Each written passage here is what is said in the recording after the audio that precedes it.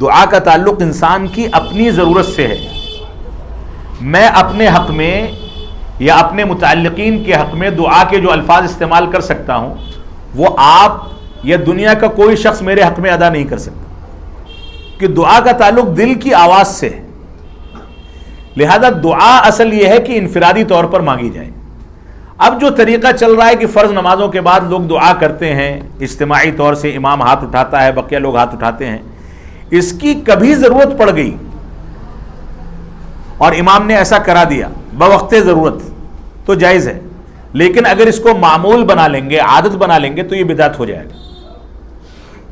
لہذا بوقت ضرورت کسی مسجد میں امام نے دعا کرائی, لوگوں نے آمین کہا تو وقتی طور پر اس کی گنجائش موجود ہے, لیکن اس کو عادت بنانے کی گنجائش موجود نہیں ہے. اس سے بچنا چاہیے, کیونکہ نہ صحابہ کرام نے ایسا کیا, نہ اللہ کے نبی صلی اللہ علیہ وسلم نے ایسا کیا, نہ تابعین نے ایسا کیا, نہ ائمہ اربعہ نے ایسا کیا.